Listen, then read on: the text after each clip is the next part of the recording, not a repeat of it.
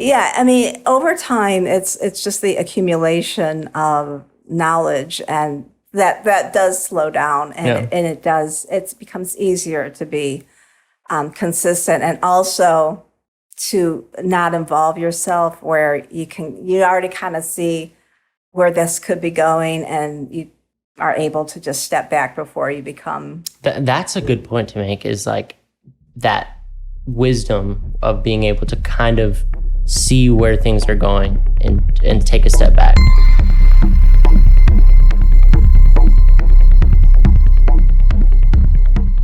I felt bad after the podcast we did because there's so much cracking and I had to stop you every 10 minutes. Well, I know you're a master at that, right? I'm not feeling bad. All right. Yeah, I'm a master at it. We're recording, so okay. Welcome to Bearing the How podcast, episode number 12. Hello. How are you doing today? I am good. Good. So let's just get right into it. You said something to me that I thought was very interesting just outside. You were saying that you wanted to talk about living unconditionally. And I was like, what the fuck does that even mean? Right. So what is your perspective on that? What does that mean? I'm right there with you on it, or I was never really understood what that meant. It was just words to me, and it had no visceral impact on me. It was an idea that made no sense. But I have come to understand it to mean that you maintain your consistency in the face of whatever's going on around you. I've always been fascinated by almost every other century of humanity on Earth has been so much more chaotic than what we have to deal with now. That is a good point that people do not say enough. And yet, and within all that chaos, you're getting eaten by predators, and right. Or your neighbor is fucking stabbing you, and it's A-okay.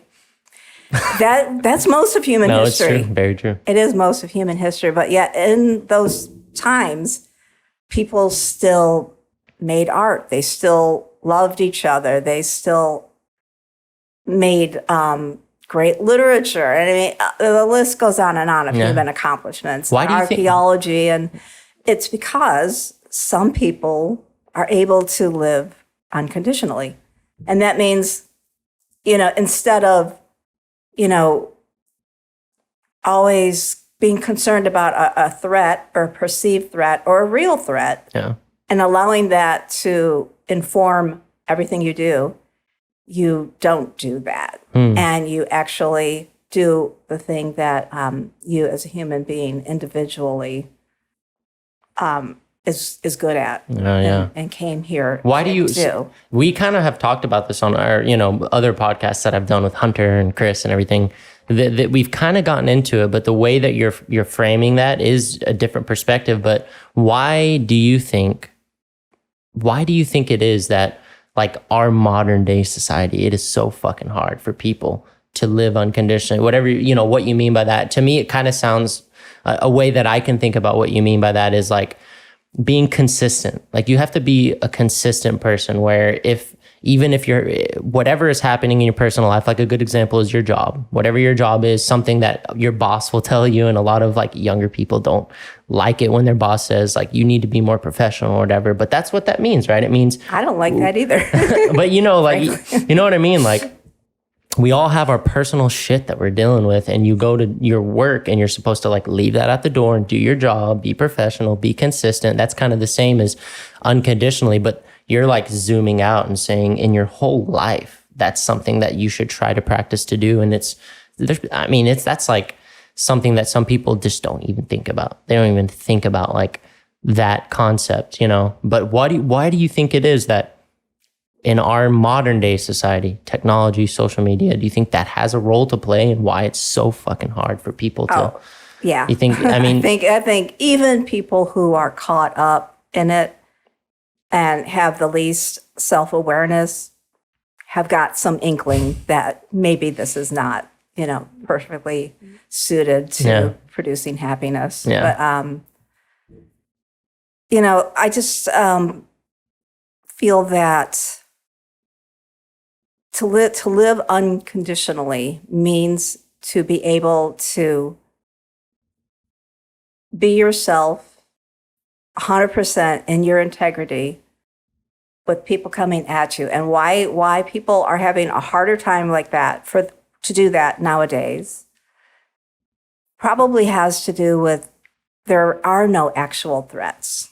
There actually are very few real threats. I know what you mean. So you have to go around perceiving things that are not threats and making them into threats. Yeah. Well, let me ask, or let me, I'm just thinking like of something Hunter might ask you right now. He would say, well, what does it mean being yourself? What does that even mean? How can you be yourself? Like how can you be authentic? What does that even mean to be authentic, right? Because aren't we changing like day to day, moment to moment? Oh yeah, well, authenticity happens in the moment. It's absolutely something that is happening right now. So, it's not 5 minutes ago. Yeah. And it's not 5 minutes from now. It's happening right this instant. How do you like in this moment, or I don't know a better way to frame this, but how do you kind of like know that you're being authentic? Or how would you give someone a tip? Like, well, how do you be authentic? How do you know when you're being real, or you're being honest, or you're being authentic with someone? I don't know how you wouldn't know, I guess. It's a very philosophical question. For me, it just has always come very naturally. Is it like an honesty thing? Like you can feel that you're being honest with yourself in that moment? Yeah, I guess I get, okay, I'm trying to think of some moment where I was inauthentic and where I said, that's a good way to put it, actually. Yeah. When I said yes, when I meant no. Yeah. Okay, why did I just do that? Yeah. What am I afraid of? Yeah. What is the repercussion really? Yeah. If I say no when I mean, or say yes when I mean no. Yeah. Well, that's a good way to put it. Rather than saying like, how do you be authentic? Because how the fuck do you answer that question? Maybe think of a time that you've been inauthentic, and like you said, what does it come back to a lot of the time? Like you're fearful. You're fearful of really saying how you feel. And I think you hit the nail on the head there, because you cannot be afraid. Once you really start testing limits, and I've done that a lot, I have pushed myself to great limits, and I survived. And like actually nothing that bad that I couldn't deal with the aftermath after a while. It didn't kill me.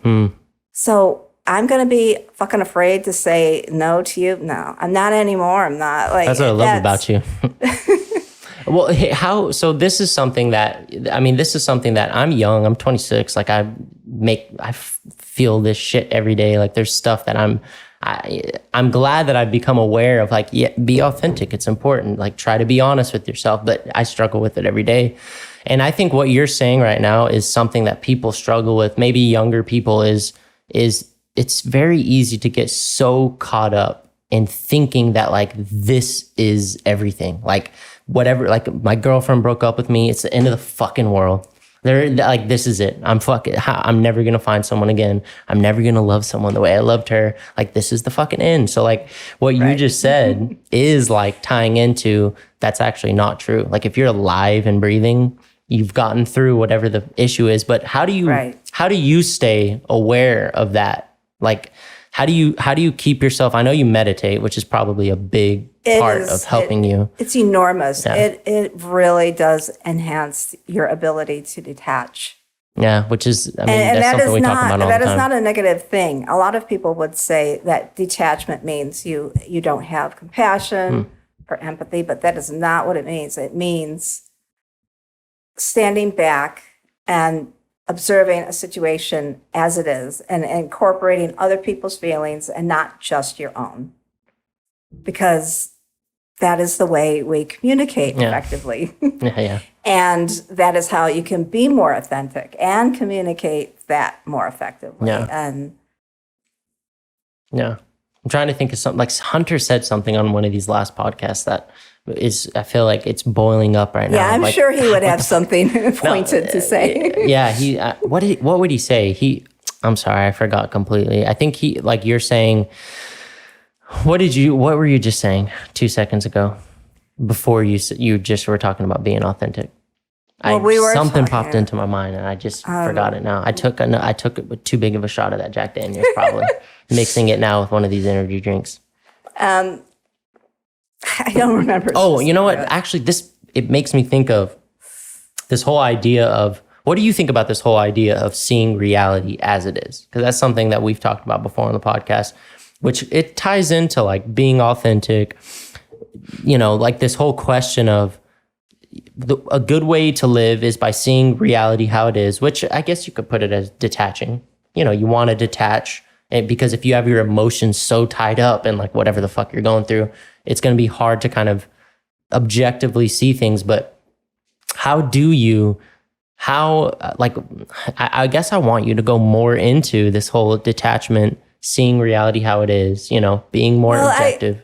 I struggle with it. I mean, that's a big struggle of mine, I say avoid reality as much as possible. What do you mean, avoid reality? Because reality will fuck with your ability to live unconditionally. Because if you are trying to observe reality and it's not what you want, then that's not good. So, okay. That is not going to produce a life that you want to live, because there's all kinds of realities out here. Yeah. I mean, when you go outside, you can see the homeless encampment, or you can see the beautiful flowers and the clouds and the beautiful blue of the sky. Yeah. You can really choose what to focus on. Yeah. And that is how that's what you guys were talking about, creating I wanted reality. to know what you thought about that. I was thinking about that. Like, so what you're saying, it kind of sounds like it's like you choose to see what reality you want to see. So would you say this whole idea of like what Chris was saying, he thinks that sometimes it's better to live in a delusion, which that's such a harsh sounding word. Like, it's not a delusion though. It is so what not do you mean a by delusion. That? It is simply a choice. You choose what to focus on, and you can pick and choose it, even within the people in your life. Yeah. You can pick and choose what you want to focus on. Let's say, how do you do that? Let's say your spouse or your mate or whatever has got some good qualities and some bad qualities. Yeah. We all do. Oh wait, not me. I just the good stuff here. That's your reality. Like, you have the choice in the greater world, and you have it with persons in your life, that you can pick what you want to focus on. Now, if someone is irritating you, I mean, and this is a skill that you have to develop. See, over this time. is what I want to pick your brain at, is like, how do you do that? Well, for one thing, you detach and you see them. How do you detach? You see, okay, let's say we're having an argument. Yes. And I know that Cole doesn't hate me. I know that he's actually 99% of the time, he's not yelling at me. And so you kind of talk yourself away from what is happening in the moment. If what is happening in your moment you don't like, then it is up to you. This is personal responsibility. It's up to you to change it. Yeah. And you can bring out better things in other people just as you can bring them out in yourself. Yeah. Well, we've talked about that before. It's like leadership.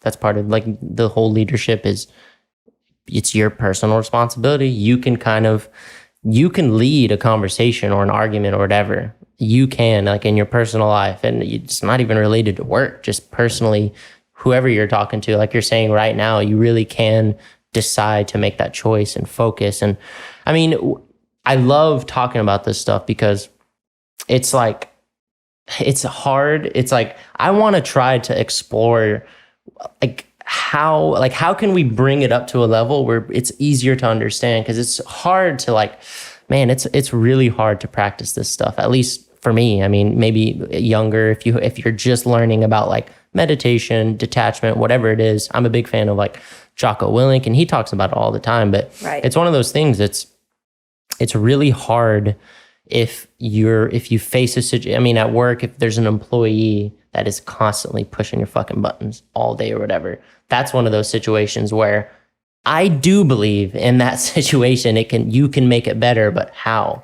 Like, Well, having said that, I just want to say there are going to be some instances where you're going to find that the best thing is to relieve that person of their duties on a permanent basis. no, that's true. Yeah. And so there are going to be Everyone those says cases. there is There's that not a line. solution for every single interpersonal dynamic. Some are meant to be and some are not meant to be. So you think sometimes you have to walk away is what you're saying? Like there are those times where like, this is just nothing that I can do here. I need to get the fuck out of here. Oh, of or course. whatever. Yeah, absolutely. How do you know when it's one of those times? I guess it's all kind of like a percentage sort of thing. Like if I am at least over 50% Gotcha. okay with the situation, then I have a much easier ability to overlook the negative and focus on the positive. Yeah. And you in that situation have a better possibility of creating more and more positivity. Gotcha. But if you're not, you can create a lot of your own reality, but there are going to be times when if the preponderance of negativity is just too much, then you need to walk. Okay. Well, that's Pretty much. okay. That's good to hear because it can be very easy to they're like with all this content out there, like Jocko and David Goggins, sometimes you might think like I can do something about this, even if every day there's some situation. So it's good to hear like, you really sometimes have to like really think about the situation you're in. And there are times where you got to somehow like cut that tie. Especially at your age, because you want to, you have to understand that you're learning so much that, you are at this point where you're going to be discarding and taking on and discarding and taking on at a much more rapid pace than someone like me, who's older than you, by an unsaid number of years. I would never know.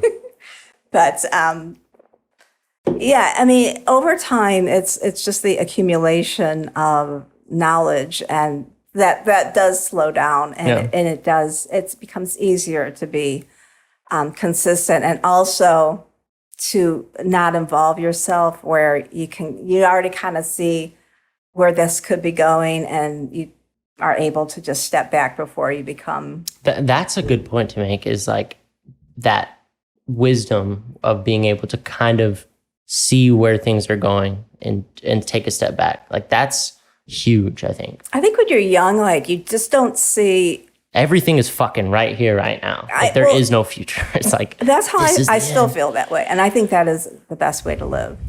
But when your ability to accept when it's negative, to detach, right? And to see someone for who they are, even when you're just meeting them, it's harder to do. Yeah, because you become emotionally attached much more easily because you don't have that information. When you detach, you can see if a person much more easily has your best interests. If someone is making you feel bad and you like them, it's much more difficult to discern. Yeah. Do you know who Abraham Hicks is? Yes. Okay. What do you think about Abraham Hicks? I want to talk to fucking someone about Abraham Hicks because I've just listened to a lot of that stuff along. Like it's such a different perspective than Jordan Peterson and God. I mean, I guess it is actually not. I know that's what I was going to say. In a not. way, but so tell me what you think of Abraham Hicks. I know there are people that probably just want to know, like, what is that all about?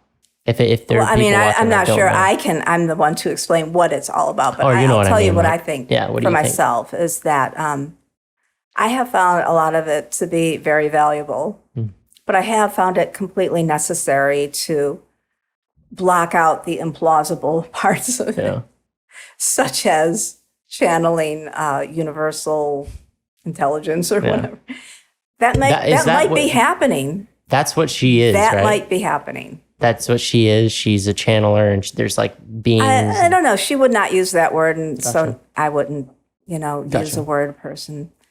I think that if for people that might not know Abraham Hicks, if this conversation is something you're interested in and you like this idea of seeing your reality the way it is, law of attraction, Abraham Hicks is a pretty famous like woman that talks about law of attraction, and she's very articulate and she goes into like long explanation. She can answer like any fucking question, which is what I found interesting. But anyway, look that up if you like this kind of conversation. That I guess that's why I continued to listen, because I kept looking for the bullshit. Like, where's the chink in the armor here? Yeah. Like, Well, that's what I want to ask you is like I listened to that a couple of years ago a lot, and now I don't so much. But it's not that I don't see the value in and understand it, but I guess for some reason I just have kind of, I don't resonate with it in the same way, I guess. Like I don't resonate with it in I guess maybe because my age too, like when you're younger and when you discover something like that, it's very easy to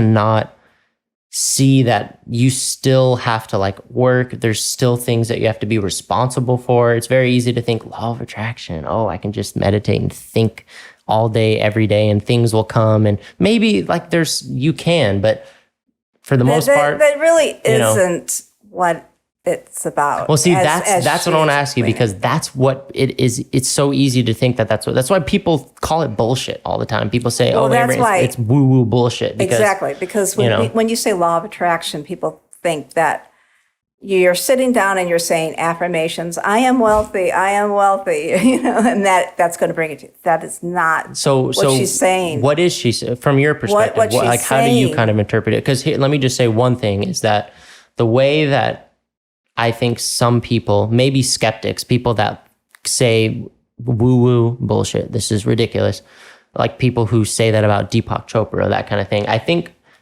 it's easy to perceive it as it's like you can just think these thoughts and you can create reality. And if you think it enough and if you say it and then make yourself believe it, you can become rich. Like it's very easy for them to think like it's, you think this and then money will come and then you're rich. And also the people that, I just want to know what you think, but the people that try to tie it into even quantum mechanics completely justifies law of attraction. Quantum mechanics says that, string theory and whatever all this stuff is, it justifies law of attraction. And I don't think there's any like evidence for that at all, but I think that's why people get confused with it is. Well, I think the reason why I do like her is that she breaks it down in a very simple way. The law of attraction means, just as an example, like let's say you're in a shit mood, you oversleep, okay, and you are going to be late, you're going to fucking miss that meeting, and it's going to look real bad. Yeah. Whatever your circumstances are. And you take that into your day. Yeah, that meeting you missed, that's going to turn into a huge, big deal for you. And then you're going to get into an argument with someone, and then this is going to happen, and then that's going to happen, and then you're basically having a shit day. Yeah. Whereas if you start your day and it's not about thinking about what you want, and maybe it is in a sense, but it's about not allowing a negative momentum. Like I get up late, like often, in fact, often, and I always make the choice that I'm not going to worry about it. I always do, because it has never served me. Yeah. So now I'm very good at getting up late and saying, I'll get there when I get there. Yeah. And it will be fine. Yeah. And how just playing devil's advocate, I'm with you. Like I definitely think stress and worrying, it's what does it do for you? But to play devil's advocate, what about consequences that you might face? Like how do you mitigate trying to not worry, but there's shit that you're gonna have to deal with there. And I'm not saying you particularly with that, but in generally, like if you make some decision and you know it's not a good decision, how do you, or what's your philosophy on kind of like, well, what about the consequences that are come? How can you kind of just sit here and do something that you shouldn't have done and not worry about it when there's probably going to be consequences that you're going to have to face, you know? Well, I mean, it depends on the circumstances. Yeah. Like if there's really something, I try to be not flaky. I try to show up when I say I'm going to show up and do the things I say I'm going to do. But whenever there is leeway, I just don't take it all that seriously. If this is a simulation, then how much control do we have? Yeah. Probably quite a bit. Yeah. Right? I mean, theoretically, hypothetically. Yeah. Um, You want to talk so about simulation I theory? just don't. Let's talk about that. Think about that nonstop. Well, I think it's very possible that that's exactly what we have right here. Therefore, I find it just to get hung up on the structures of our life. It's not fun, and I don't want to. Yeah. And so that's why because I don't take it that seriously, I don't worry, and I don't. I know if I'm not going to do something that I would harm someone, but I don't think kind of just like going at my own rhythm is harmful to anyone at my job if I'm late every freaking day. I don't or think so. something like I've been on a binge. You listen to Joe Rogan's podcast, right? Yes. Okay, I've been on a binge listening to the Joe Rogan Graham Hancock. I don't know. My God, so have I. Really? Yes. God, let's fucking talk about Graham Hancock. Oh, Jesus man. fucking I Christ, love man. that guy. So like it's amazing shit. Like I kind of heard about him here and there, but listening to these podcasts, it's like, oh, it's amazing. But what I was about to say is what you were just saying. I brought that up because Graham Hancock, I was listening to I think the first one he did with Joe Rogan, and he was saying it's such bullshit that the government or whatever laws restrict us from certain things like marijuana for the longest time or whatever, like psilocybin. It's like, it's fucking ridiculous that someone is restricting you from exploring your consciousness. And then what you just said, I think I'm with you 100% that if you're not like affecting someone in a negative way outside of you, you should make whatever decisions you want to make. You know, it's really, you're an adult. Like that's being an adult. Like you just have to be responsible in terms of you can't like affect someone negatively. But I wanted to ask you, let's talk about Graham Hancock for sure. I want to, but I want to ask you like, just because I know I've gotten a lot better, like especially since I started this podcast, like it's just given me this like thing that I'm doing and keeping me focused. But I used to get so stressed all the time. Like it was not good. Yeah, and I've gotten too. so much better at it. And what you're saying is true, but I'm trying, like I still don't even understand for myself like I have those days where I'm like not stressed and shit's going wrong. Like working in a kitchen is like there's shit going wrong every day. It's like it's chaotic every day. And I have those days where I'm like it's fine and everything's good and it's like I'm just going with the flow and it works. And then I have the momentum and then I have those bad days and I'm still like, what the fuck is that's momentum too. You know, both of those you think is the momentum. Absolutely. What do you, so how do you start your day in a particular way? Do you start out meditating? I start out, no, because I don't have time in the morning. I do it at night for the most part. I have habituated my mind to being aware of what I'm thinking the minute I awaken because of momentum. Yeah. And so you say like something when you first wake up. Oh yeah, it took a while. I was very inconsistent, but now it's pretty consistent every single day. I tell myself I have a choice I can go down a path that feels good or a path that doesn't feel so good. Well, and you actually saying that makes me think, like, actually, I think that is something that I've been doing for sure. And it does make a big difference. Like when I first hop up out of bed, I like, today's going to be a good day. Just get up and at least think that thought. And I think something that would be like important to say is like, especially if you're going through a rough time in your life, this kind of stuff, like it isn't an immediate thing. Like it isn't like it's gonna change immediately. Even the day, even if you do wake up and you have some routine and you say good thoughts, that doesn't mean immediately like you're gonna feel better. No, you know humans what I mean? adapt to gradual change, and this is how we've learned. Now that you say that, it makes me think that's why, like, so many people win the lottery and their lives are just fucking blown to shit. It's crazy. All of the relationships. Why is that? Like, why do people that fuck it up win the lottery all the time? I guess it's because I don't know if it's like all the time. But it's huge. It's not their fault because the lottery isn't designed really for human happiness because it's not a gradual thing. Whereas if you do something you love and you know it's worth, and you know that this is worth something, someone's going to pay me for it, whatever that is. And that's a gradual process. It's a really good point. And it's not like, whoa, you are like, like overnight stars also have a similar, that's very true.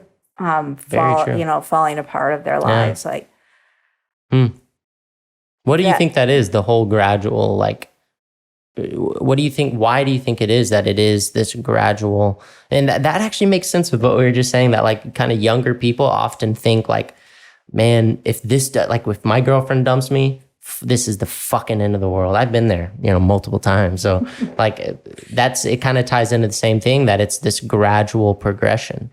Why do you think, why is that? Yeah, I don't know. The evolution. I actually tried to understand why. Because I think that anything else, we're just flesh and blood. I can only surmise that whatever created us, knew we couldn't handle anything too abrupt because we get overwhelmed. That must and be we're emotion based. Yeah. It probably is. Even people who are very intellectual don't understand how ruled they are by emotions. Oh, no. That's very true.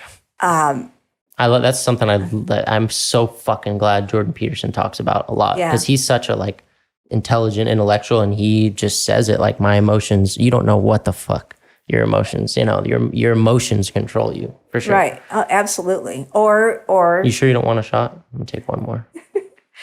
Are you going to use it all? No, one more. I'm good. Use it all. Maybe in a minute. Gotcha. Maybe when you start talking about Graham Hancock. Yeah. Maybe I should have brought some psilocybin mushroom. God, I've never done it. Never? I want to. Oh, yeah, I want to for sure. Never done it. Have you? You've done psilocybin? Yes, I have. Yeah. How was that? They're awesome. I mean, but how, like, I haven't talked to someone directly really, but what is, like, are you with, like, Joe Rogan, all these people, with what you think psilocybin, psychedelics, you think it really is like it is tapping you into that, whatever the unconscious stream or whatever it is? What was your experience like with it? Or have you done it like multiple times? If you don't mind telling me. Because I want to try it. Yeah, I really do. I've done it. Connect me if you know someone. Hook me up. I actually don't. I haven't done it lately. I've actually had more profound with LSD. Oh, really? Frankly, but maybe I've just most of this stuff I've done recreationally for fun. Gotcha. I wasn't trying to expand my consciousness. Gotcha. Yeah. At all. I think that's most people when they start it. I did manage to do that. Yeah. It's what's the deal? Talk about detachment. It takes you right outside yourself. Excuse me. You're good. And take a drink if you need to. Thanks. I saw you're about to. It really helps you to go right outside yourself and see you. You're down there. And you're does acting that, like is that this- actually, you can see, because that's something Well, I don't, it's not like I'm like an not out of being body. literal. I'm not saying Gotcha. this literally, but you suddenly you see yourself for everything. yeah. And Ego delusion, right? That's what everyone calls it. I guess, but then I don't think there's anything wrong with ego. So I don't. Wait, what do you mean by that? I think that ego is a very useful tool to have at our disposal. How do you define ego? You personally? Because it's often a very negative, people, for some reason, it's viewed like when someone says, oh, he's egotistical, or that's an ego thing. It's most of the time, really. It's like I know a negative mostly thing. it is, but characterized that's as how a we function negative. as humans, right? Like we're ego. If we took in everything, how the fuck would we even manage? So you have to. Well, ego is an important part of your individuality. It's there, and it can be good or it can be bad. Right? I mean, it's not going away. Yeah. It is part and parcel. Every Jung has, many people way smarter than me have already established that it is simply a part of Do you think human consciousness. It's your id, it's your ego, and these are just words anyway, but do you think that that's what psychedelics do when you take like if you do psilocybin, that's what it's doing? It's like taking away your ego. Well, I don't know about that. I don't know if curious. It's such an what interesting it's taking thing. away. It is more what it's giving. Oh, really? say. That's what you think about it? I would say it is giving you the ability to see things yourself exactly as you are, and like it's very difficult to describe if you haven't experienced it. Yeah, I'm sure. But it's very revealing, and you do come out changed. That's and you interesting. Come out with much more self-knowledge, and oftentimes you're able to get rid of bits of bullshit that you may have been unaware that you were. Maybe I shouldn't take it. You're freaking me out a little bit. Is that freaking you out? I mean, to see yourself completely objectively, I guess. It's not frightening. Really? It is not.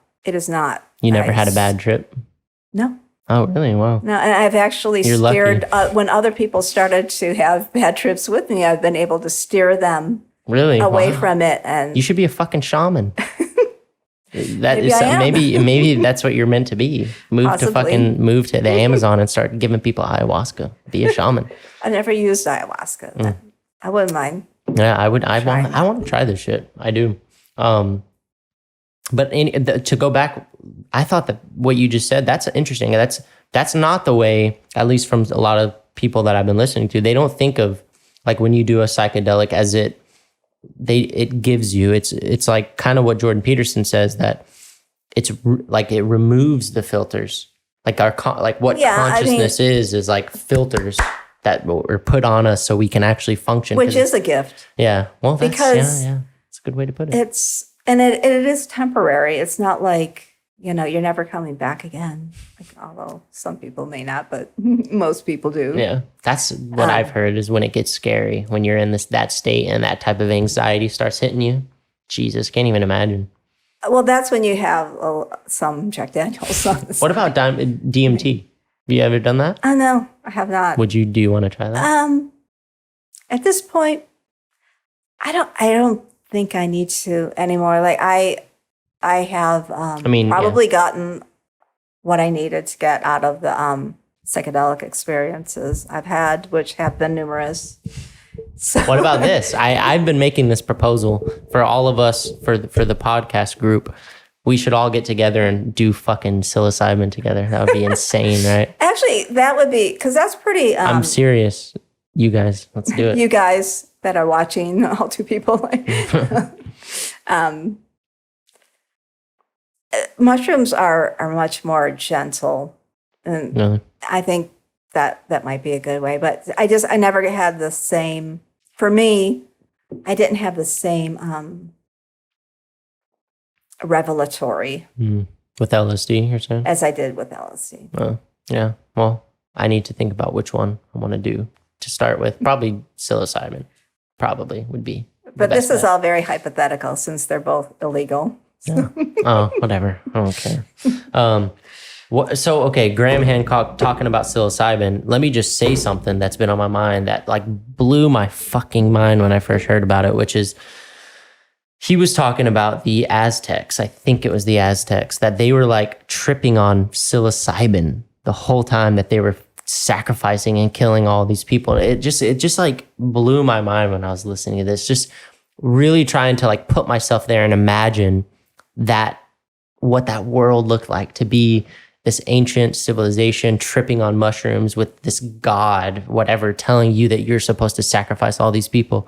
It was like, I can't even like, it's just crazy thinking about this kind of stuff. Like that, these ancient civilizations, what that would have been like, the amount of fear that must have been happening back then all the time. I think maybe that's why. I mean, because I think that people use this kind of stuff a lot more than we do. That's what they're saying. Way more. Yeah. What do you think? Do you think that like psilocybin should be legal in our society? Oh, God, absolutely. Regulated, or just like you can go buy it? Like in California, you can just buy marijuana. Grow it and do it. You think so? Yeah. What about the people that couldn't handle it? Don't do it. But how do they know that they can't handle it? Well, do it and then you'll see. Because you can't like die from doing it, right? No, you can't. Like I mean, I've done pretty large amounts of psilocybin. It can't give you like anxiety to the point where your heart. I mean, it could. I mean, it could give you anxiety, but it's very temporary. Yeah, and you can survive anxiety. You have this mindset. You have this like fucking like strong, like rock hard mindset, and a lot of people don't. They don't think like that. It's hard for them to think, when they get caught up in the moment, that's it. Well, then maybe those people will just steer clear. Yeah. And those of us who want to progress and move the human race forward will continue to do that. And those people so you will do just die out. So you are, that's kind of mean. Just kidding. What's that mean? I mean, it's probably true. It's true, but I don't have any mean bone in my body. It sounds like you do kind of agree with it sounds like you're all for this idea that like psychedelics. I mean, because I've been listening to Graham Hancock, Joe Rogan, I've been on a binge.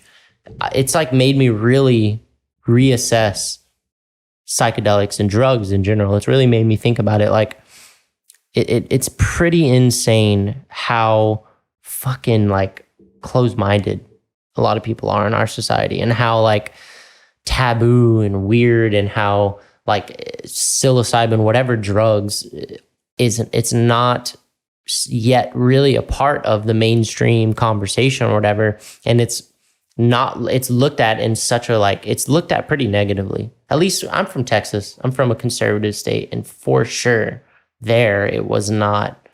Well, Graham Hancock, he said that we're a society that we're not opposed to people getting off their heads with alcohol and things that make a person easily controlled. Yeah. But when you start talking about things like LSD and ayahuasca and psilocybin. Yeah, it's so fucking weird. That makes you question things, and we can't fucking have that. Yeah, why? Because our society is all about control. Yeah, it's pretty. It is pretty insane. And the flood of technology has inspired people who don't mean well to do whatever they can to use that to control us and to keep things like psilocybin illegal, and do not want anyone,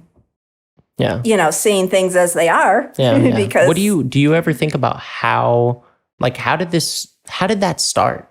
Like why or how did this closed-minded kind of psychedelics? I mean, I agree. I think I definitely think it seems like it's weird because like a part of me thinks, wait a minute, I don't think the government or the people in power are like thinking about things this deeply. Like, are they really sitting here philosophizing about it? I don't think it's a concrete, literal thought process. Yeah. I think it's much So it more makes me wonder unconscious. what is the like, what was the seed? Like, what was the seed for this kind of notion that psychedelics and things that enable you to be able to like explore your consciousness in this?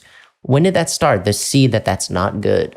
Probably I don't know. I'm sure that there's. I think it's probably the Industrial Revolution, you think so? Huh. Where it became necessary to use people in large quantities. I haven't heard someone say that. That's a good point. So when you have that situation come up, you've got to be able to control those people to an extent. And it's, to me, it's just gotten greater and greater. But I will say that I feel, because I'm an eternal optimist, that we are coming out of this period. We are pretty much, I can't imagine a time when we've been more tightly controlled. When you see people who are obviously brainwashed, there's a lot of them right now. Wait, what do you mean by that? Just to put a pin in that. What do you mean by that? Brainwashed by the media. You mean people that are just... Who aren't possessing their own thoughts. They are possessing the thoughts that have been planted in their heads by media, social media. Like very political. We kind of talked about that a little bit before we started recording. Political, like super social, ideological. Anything. I mean, there's no way of knowing where it's going to end. But I do think it's going to end because... Why? Conversely, because of that, for instance, the IDW sprang up.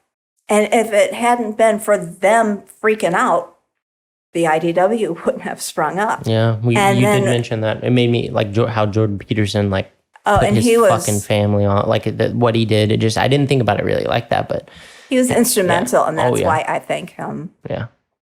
Even if I don't necessarily agree with everything he says, I don't have to. Yeah. And that's something that we have a hard time these days, understanding that you don't have to agree with everything everyone else says. And they don't have to agree with you. Yeah. And that's fucking all right. I think I'm so glad you're saying that, because to me, that's like when someone has asked me, what the fuck is the IDW? Like, what is that? I just say, I think it's just this movement of people that think it's important to ask questions that might be controversial and explore ideas that aren't typically explored, but you're not in a hateful way. Like, we're having a nice conversation, like talking about shit. And I really enjoy having this conversation, and we're friends, and you're not going to say something that's going to make me dislike you, because we know that we're here for that reason, Right. And that's what I think the IDW is about, it just is like, I'm so glad that Jordan Peterson, Sam Harris, whatever, all these people. Look at the people that were in like the core when Eric Weinstein first made that term up. Yeah.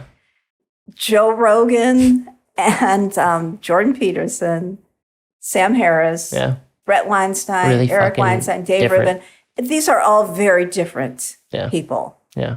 Ben Shapiro. Yeah. Come on. And yet all of these people are fucking awesome in their own right. Yeah. And I don't agree with any single one of them 100%. No, of course. And that's what makes it's pretty fucking badass. And this is how it is. It really is. And it's something that we have got to keep appreciating, because we don't want to fall into any traps where we start, I did like Jordan Peterson until he said that. Yeah. And then now I don't like him. Yeah. The really good point that you made. This just popped into my mind, though, which is, it's funny because I love all these people in the IDW, and I think they all have valuable things to say in their own way, but none of them are talking, at least I'm not sure. I know maybe Sam Harris has, but none of them are talking about psychedelics really in this way that we are now. Or who is? Sam Harris has. What has he said about psychedelics? He has said. I need to fucking read more. Oh, no. Listen more Sam Harris. He's definitely related several of the trips he took, and they're fucking hilarious. Really? Wow. Yeah. I haven't heard him talk shit, about I'm it. trying to think of this one. Why they He need to talk found about it more. himself like, I don't know where he was, and he was probably around your age, maybe, or young, early 20s.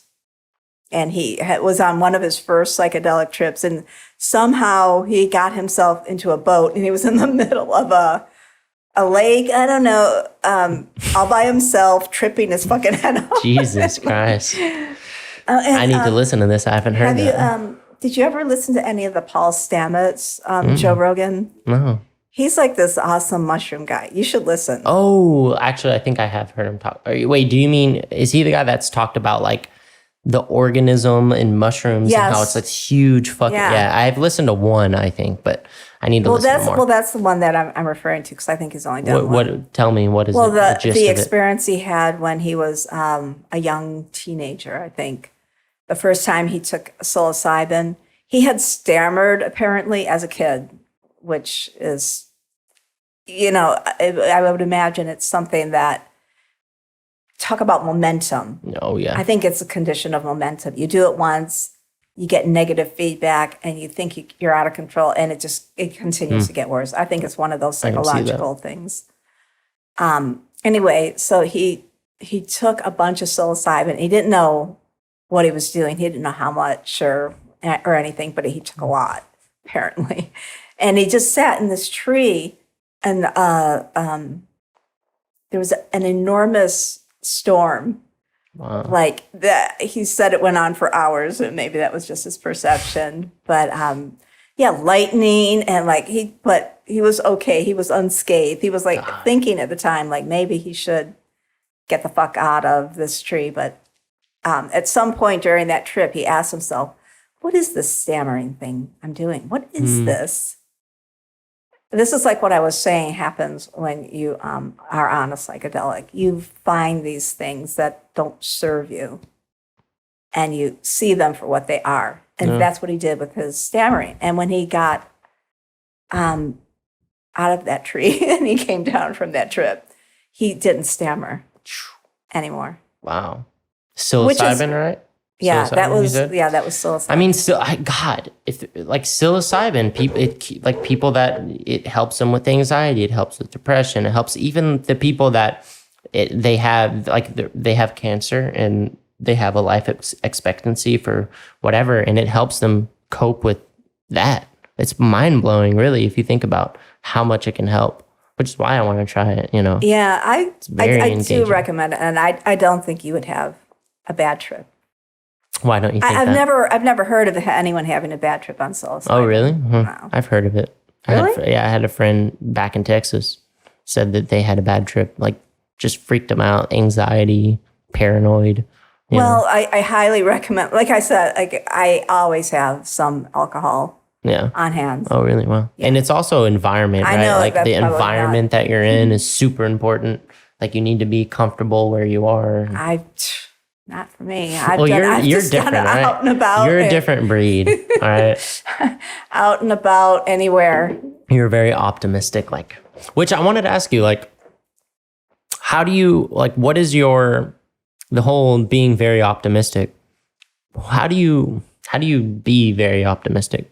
Even with what you're saying about humans with, kind of getting more, kind of being more involved with psychedelics or opening our minds more to that. Why do you think it is that you're more optimistic in that way? Is it a choice, or you think it's just part of your personality? Or I think that a lot of it is innate. But I also feel that we all have access to it. I have always just personally found it very easy to be optimistic. And I have been through, very difficult situations, but I've never felt that there wasn't a way out. Lucky. Yeah, for sure. But I think it's something that we all have access to, and that you just have to try to understand and train yourself to believe and know that this life is meant to be good.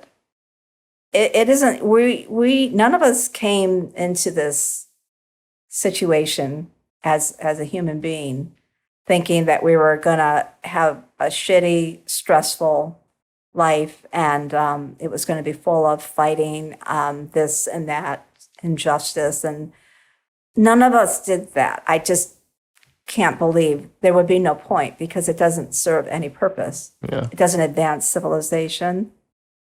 There are times when in a concentrated manner, like I would say, like for Martin Luther King Jr., like what he did, Yeah. like he fought, Yeah. but he did it in a way that was not. He was humble, you know? But he also had a very positive mindset. Yeah. He felt he was going to succeed, Yeah. and he didn't stoop Yeah. to blame. He just said, "Let us change." Yeah. And He was willing to compromise. Like, he was just very, positive about the whole thing. Just, it was, yeah. right. That was the point. He Is didn't that hate I mean, anyone. It seemed, I guess that's a good way to put it too. Right. Is it seemed like he didn't hate the people that he was trying to change or trying to oppose. right. You know? So even though like he is an example of someone who maybe he did come with this idea of fighting for that purpose. Yeah.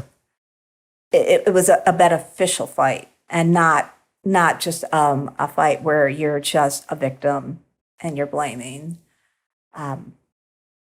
Getting off into social justice territory here, but No, we could talk about that too. I mean, not you know, really. we have to. Boring. No, I mean, I think with I think I was just thinking, like, for the greater good, right? It's like the whole IDW thing. It's like what they say all the time. When you have a debate or whatever, you're doing it for the greater truth, like the bigger picture, you know? And that's the problem, is people get so caught up in like, I'm right, you're wrong. I need to validate my beliefs, my ideas, and I'm willing to do whatever I need to do to hurt you, crush harm and you. annihilate you. That's the issue. It's you know, I don't know. How do you help people change their mind about that? I mean, it's like, what do you do to really help people see past that? You know, it's a hard thing to do. You can only be an example. Yeah. You can't create someone else's experience of life. And the sooner you realize that, the better off you'll be. Yeah. You can't go around fixing people, which is getting back to the point we were just discussing. You take responsibility for yourself, and you remind yourself to stay optimistic, that you're here to have a good life.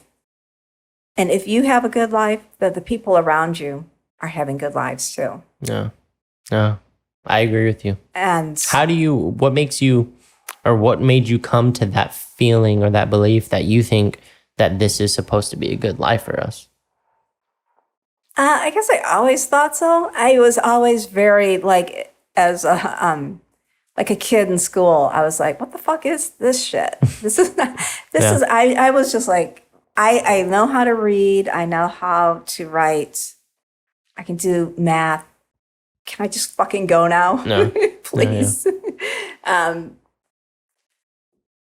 I just felt always that, It's your personality. I think Yeah. I've been thinking that a lot lately. I've been really trying to figure out, or whatever. Just, I've been thinking about it. Like, why do, to me, it seems like some people, it seems like they very easily tend to lean towards victim mentality, like innately, than other people. Like, this seems like it could be a personality trait, or maybe even like a life experience, or like things that have happened in someone's life that can make them very easily lean toward a victim mentality rather than optimism and I'm going to get through this, I'm going to accomplish my goals.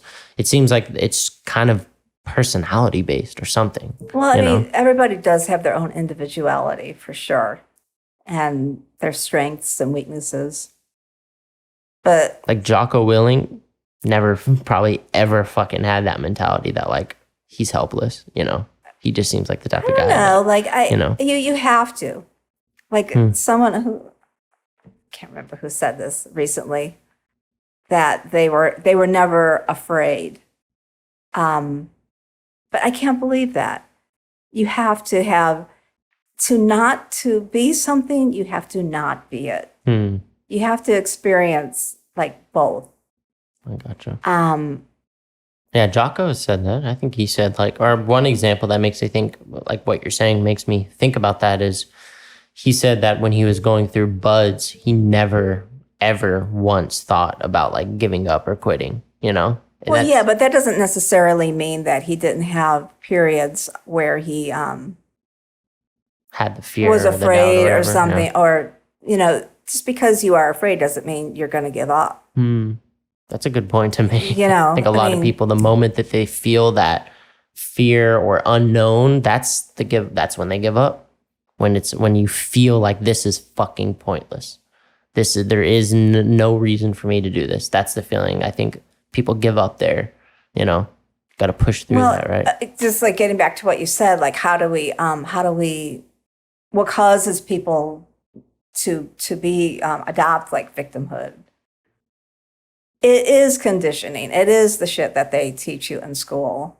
And, and you're right. Not everyone is like me, like willing to be a total asshole at the age of 7, but,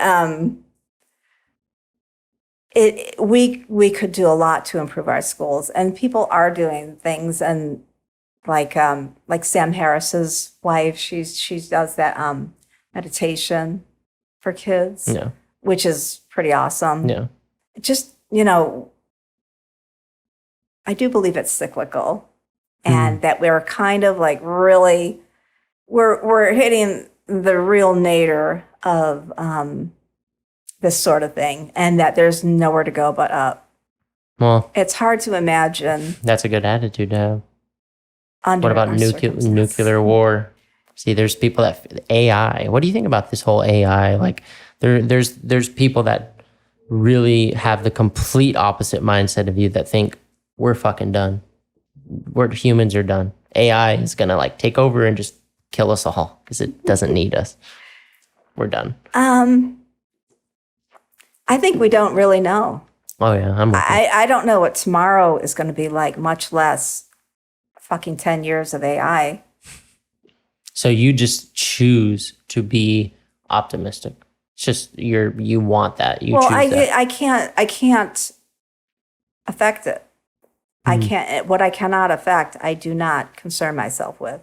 And you think that, and I'm with you. Like I do think that like marijuana becoming legal in California, it's a big move, marijuana becoming legal. I mean, and Graham Hancock put it in a way that I didn't really think about it, but he put it in the way that was like, that's an amazing step for America as a country, that the state had the power to do this and make it legal. Like I didn't really think about it like that, but that's awesome that happened.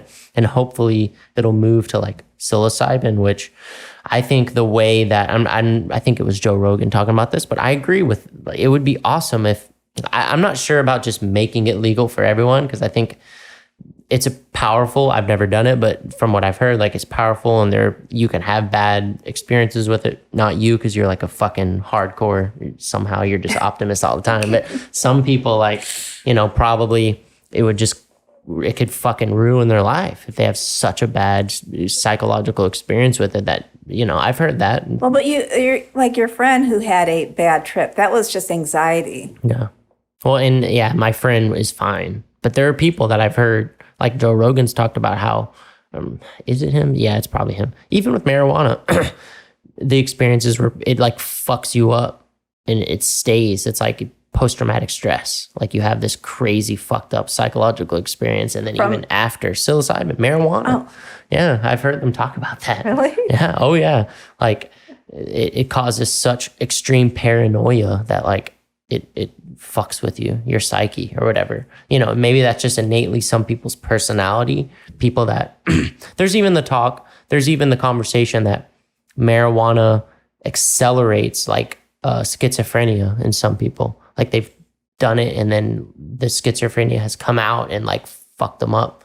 Like Joe Rogan's talked about a friend or something where that's happened to him, because it's such a psychological, like it really, completely alters your perception or whatever. So that's why I'm with like. Well, I mean, it would be unfortunate, for anyone to have a bad experience on psychedelics, but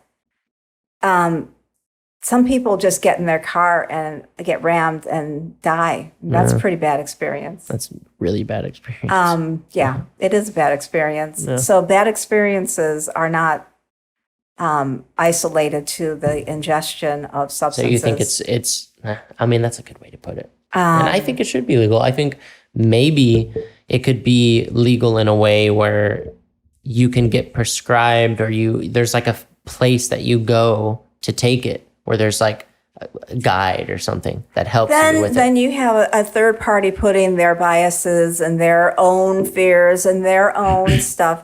I don't know. I don't like that idea at all. Especially because for the reason that a lot of people don't have the same kind of hardcore attitude. Like, that's why I was able to take it in any situation in public. Didn't matter. Well, I guess you could have both. It could be legal, and then there could be third-party companies that pop up that are like guidance with psilocybin. But then you still have the problem with that person who is the guide. Yeah. Well, yeah, but this whole idea, the guide, like shamans, it's a big thing. I mean, it's been going on for God knows how long, ancient civilizations. There's the shaman that's helped with guiding the group of people through the ayahuasca experience. And those people, the genuine articles, and there's some shams out there as well. They've been doing that. They were set aside from the rest, and they were prepared. Yeah. And they were groomed, right? So what if you could do that now with psilocybin? I mean, if you could, you're going to find some you would be a child. You could do it. You would be a good shaman. You could do that. What's the Dalai Lama? Is that the one that's where they get them when they're kids? I'm not sure. I can't remember. But that's just the problem. I do feel that psilocybin is, even if you have an experience where you are anxious, it's still not a really bad thing. No, it's something you can get over, and there is things like you can get yourself a 6-pack, bring that with you, and it helps. That helps, yeah. I haven't heard anyone really talk about that helps with it, drinking some alcohol. Well, it helps with the anxiety, and it definitely makes it even more fun. Yeah, but yeah. So, what do you think about? So you said you've been listening to Graham Hancock lately? Yes. What the hell do you think about all this stuff? I'm new to it. I'm just listening to all this stuff. I got to get his book and read it, though. Well, it just, it has the ring of truth that we pretended for so long to try to understand and know what was up, and we don't. Yeah. And we're starting to figure it out. And people who are pointing out, like, maybe we don't know what we think we know, are getting pushback to say the least. Yeah. And that's pretty predictable. What you're saying is, that's another angle to talk about it, is this idea of like the way that he put it, and I think in the recent episode was he was like saying how appreciative he is of his fans and stuff, because he feels like he's contributed to society by helping people think about things in that completely different way, where you start. And it, for me, I'm like, holy shit. Like, if you really think about the past, you think about humans, how long we've been around, and it really is like, what the fuck do we know about it? What do we really know about our history? There's truly? A lot of freedom to know, that you don't know. It really does make you question and think about like everything, like everything. Like, it really makes you question everything, history, like the way that our society is structured. Like it just blew my mind, some of the stuff they were talking about, even just like the actual, like his theory of there's an ancient civilization. Like it's pretty crazy. And they have, pretty In a compelling good way. evidence Yeah. for it as well. It's not just, they're positing, theories that they got during their last psychedelic trip Oh or yeah. something. There's a ton of evidence. Yeah. Or, at least from what I've watched. And the idea of academia being a roadblock is pretty plausible. Yeah. That's why I fucking awesome. always hated school. Oh yeah. I mean, that's a good point to bring up, is that it really made me think about, wait a fucking minute. Okay, in archaeology, for sure, there's this history. It's not just archaeology, it's all the other shit. academia. It really makes you think, like physics. Anybody who puts themselves in a position where they're going to tell you they know stuff that you don't know and you should listen to them, you shouldn't listen to them. Yeah. And that's what our whole university system's about. No, very true. Especially now. Are you with Jordan Peterson when he talks about universities and how, like, not in a good state right now with that? Oh God, yeah. Clearly. I didn't go. I went to school for 2 semesters and left because it didn't fucking feel right to me, Definitely didn't feel like it felt like toxic to me. Oh yeah, no, I literally at the age of 7, I calculated that I had 10 more years and I had to figure out a way to get through these. Yeah. 10 years. I did understand that I had to graduate high school if I wanted to do the things that I wanted to do.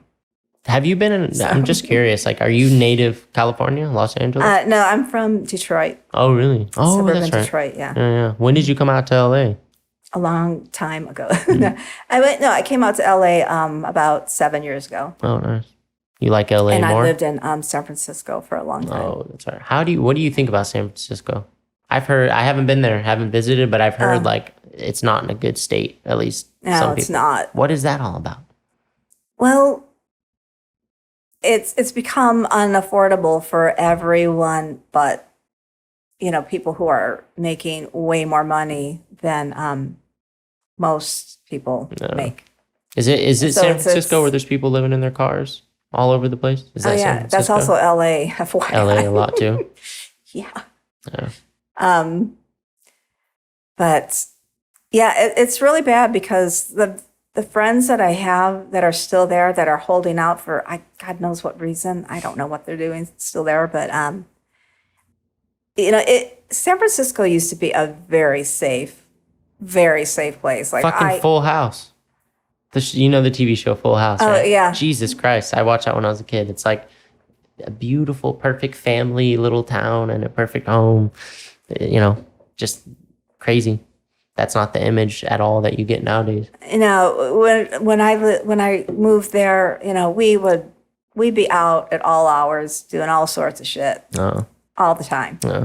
And going anywhere, everywhere we wanted without very few limits. Like there are some areas you would avoid, but for the most part, it was freedom. It really was like a very free place. Well, that was the draw to it, right? Initially, is it's San Francisco. It's the most open, like very, free place. And just why do you think? I'm curious. Do you think the reason it's gotten to the way that it is partly is because of the extreme, like leftist movement happening, that it became so liberal that it's like just too far to that extreme now?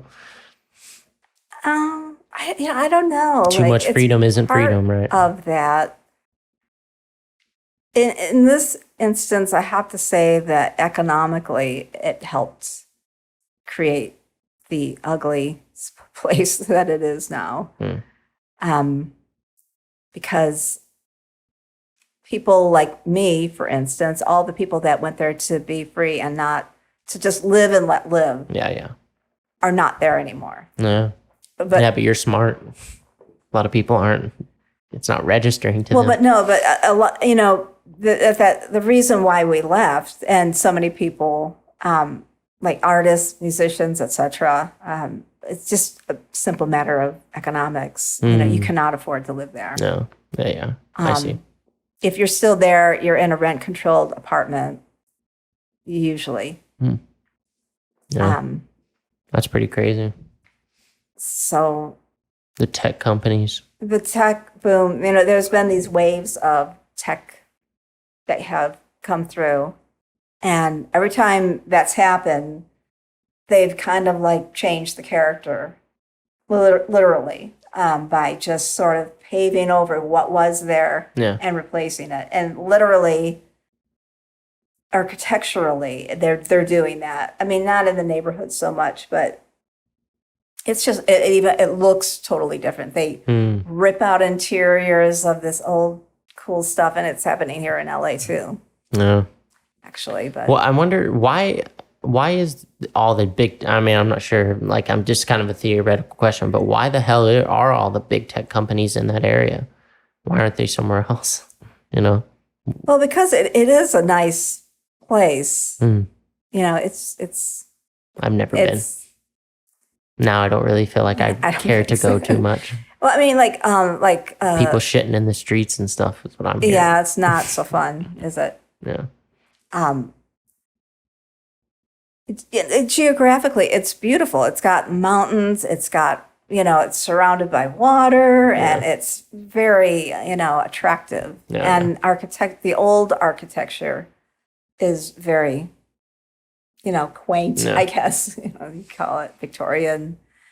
But so I think that's what attracted them was this. It was an actually fucking cool place to live. Yeah. Yeah.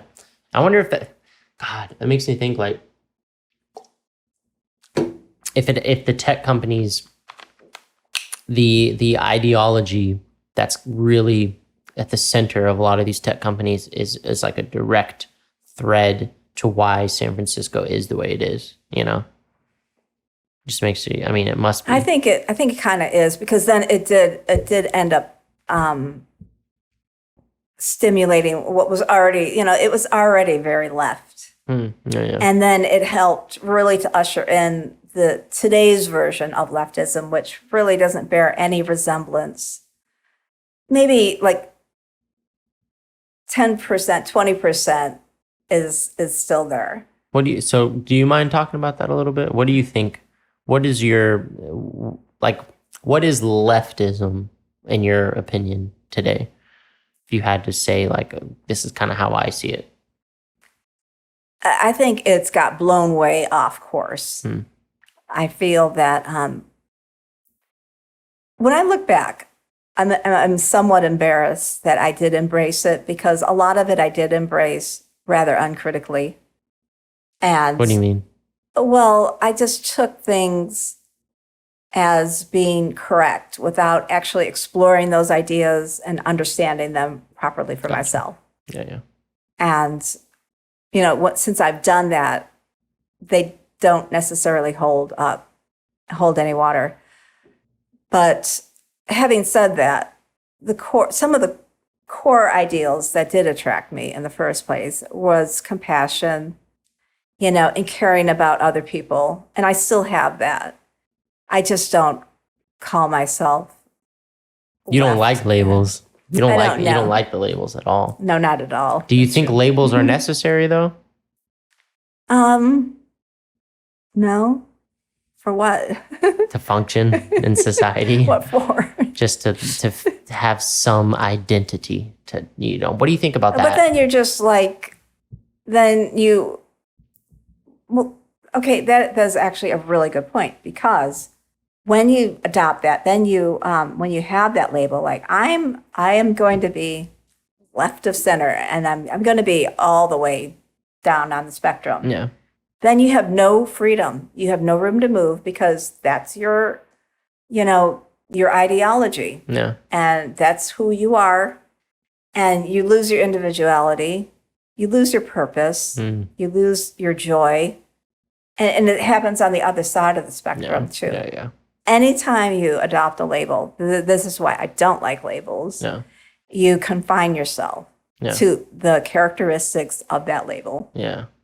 For which sure. is, you Yeah. can't grow and expand past that if Yeah. when We're you do that. humans. That's the label. Fucking human beings. Right. That's it. That's definitely, for me, for sure. Like, that's what I'm realizing. And I've said it a ton, is like every fucking day something changes with me, like, or some idea or some opinion. And how is that not the case for everyone? It just, is what it is. Like, new information is going to open or change your perspective in some way. And people that think I'm right, you're wrong. How can you, like, I just, Well, the same thing will happen to You them. know. Their opinions will change. so what do you think, that It's they just just don't taking accept longer. it? Yeah, They're not as dynamic, and you want it. You got to want it. You have to want to learn things, and you have to want to build bridges instead of yeah, go to battle. yeah, for sure. We're at like an hour and a half. Are we? I know, yeah, it Okay. fucking flew Wow. by. Yeah, I don't know if that's good. you still want to go? I know you said you kind of have a time constraint. Yeah, I kind of do. Okay. It's been about a little under an hour and a half. So Oh, good. yeah, that flew by. Yeah, it was a good Jesus. discussion. That was awesome. Yeah. So thank you so much for coming on. We'll do it again. Thank you. I really appreciate it. I do too. Had a nice time. I'm glad you're doing this. Yes, thank you. Thanks, Cole. Thank you. Thank you, everybody, for watching. Thanks. Thank you, everybody. We love you. We love you. We'll see you next time. Thank you.